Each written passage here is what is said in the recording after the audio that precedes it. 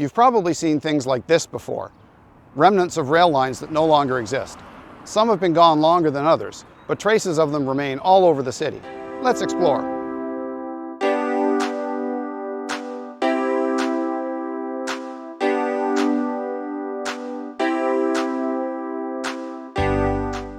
I'm in the part of Leaside that was set aside for industrial use when this town was first laid out in the early 1900s.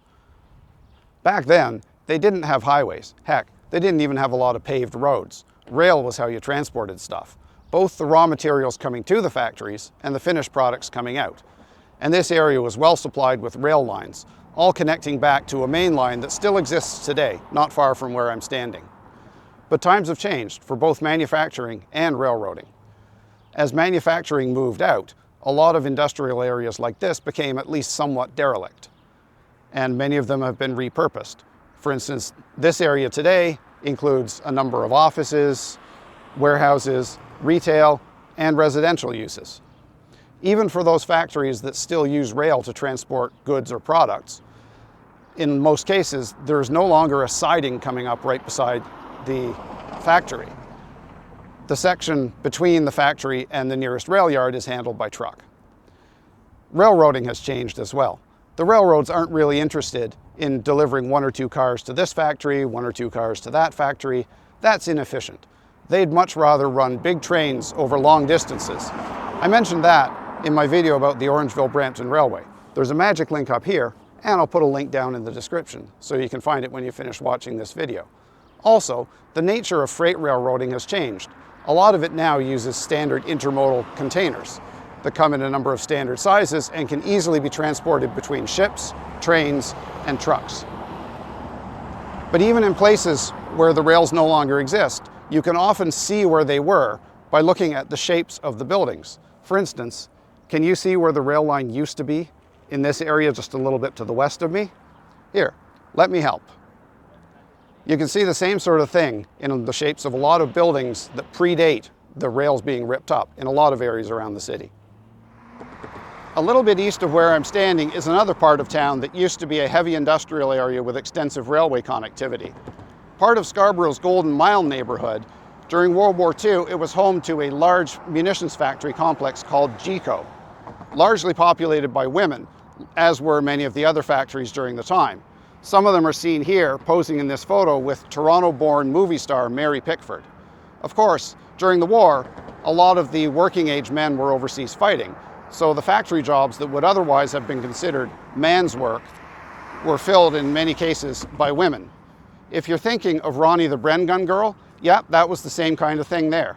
She worked over in Liberty Village, not here. Incidentally, one of my friends is her son. After the war, the industrial uses and the railway connectivity continued, but just as in Leaside, they declined with time. Today, the majority of the original GECO buildings have been demolished, and much of the area is populated with big box retail. If you come back in a few decades, it's a pretty good bet that a fair bit of that will have been replaced with residential. But the area does still have railroad connectivity.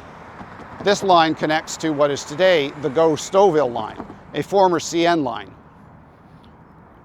And you can see here that in addition to the live rail line, there are also traces of abandoned tracks.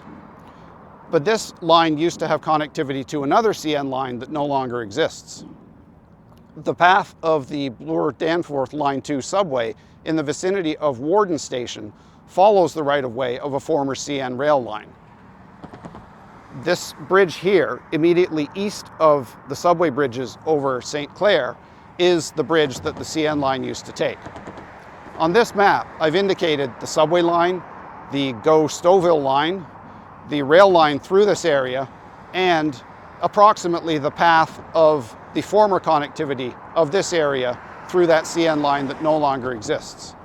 If you look at a map or a satellite photo of the path of that former line, you can still kind of see where it used to go.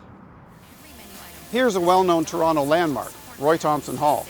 What's that doing in a video about railroads? It's built on the site of a former rail yard. I like how this 1923 map describes the area as full of tracks. These days, downtown Toronto has a lot of office buildings, but back then there were a lot of factories and warehouses. And while they may not have needed rail access directly to each building, they did need rails close enough that goods only had to travel a short distance by road.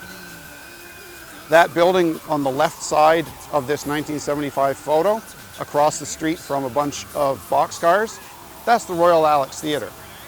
The rail yard didn't last long beyond that photo before it was cleared out of the way to make way for the construction of Roy Thomson Hall. But by that point, it wasn't seeing much use anyway because of the change in nature of the area from industrial to uses that don't require rail access. The John Street Roundhouse is another familiar landmark in Toronto and an example of adaptive reuse. This is an old CP roundhouse. CN used to have one nearby as well, just east of Spadina. That one got demolished in 1986 to make way for the Dome. This whole area is called the Railway Lands, and older Torontonians will probably remember why. It used to be, well, full of tracks. Basically everything from Union Station south to the Gardiner used to be rail lands. And it wasn't just for passenger trains as it is today. There was a lot of freight traveling through here, and both CN and CP had big freight yards in the area, servicing smaller yards like the location we just visited, as well as all the industrial areas scattered throughout the city. CN used to have a main line running along here, but in the 1960s, they built a new main line largely running north of the city, mostly north of Steeles Avenue, and a big new rail yard in Vaughan. CP's main line runs through the Midtown section, but they too built a new rail yard in the 1960s in Agincourt. And so the rail yards in this area were no longer needed. If that hadn't happened, we probably wouldn't have GO trains running along the lakeshore. They just wouldn't have been able to fit in among all the freight traffic. And of course, we also wouldn't have the things that have been built in this area, like the Dome and the CN Tower. There are only 3 entities that own the rail lines operating in Toronto today, and it may surprise many people to find out that neither of Canada's big rail companies, Canadian National or Canadian Pacific Kansas City, is the #1 owner of track in Toronto. No, it's Metrolinx, the provincial government agency that runs GO Transit, and it's not even close. Here's a map of the city, and I'll show where the rail corridors are. The latest detailed figures I can find are from 2017, but other than one thing that I'll get to shortly, not much has changed. These figures include some spurs too small to show on the map, but not rail yards or individual sidings. Of about 214 kilometers of rail corridors within the city, Metrolinx owned over 125 kilometers, more than half.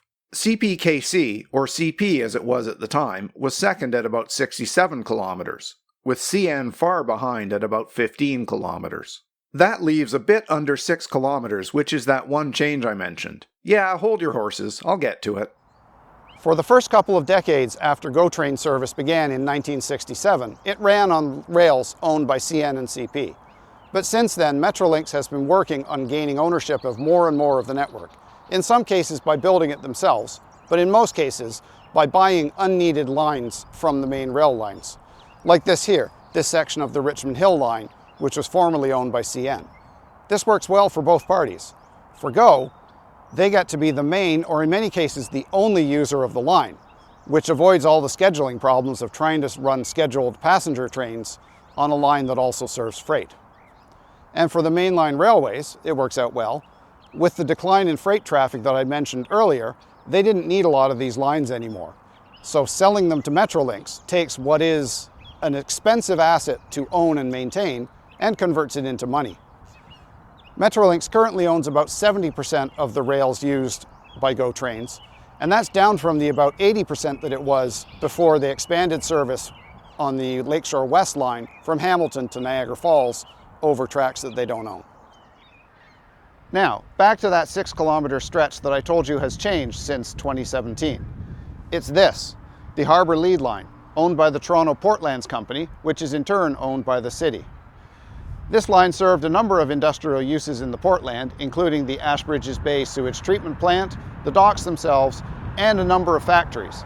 After all, a busy dock and industrial area needed rail transport. But that was then and this is now.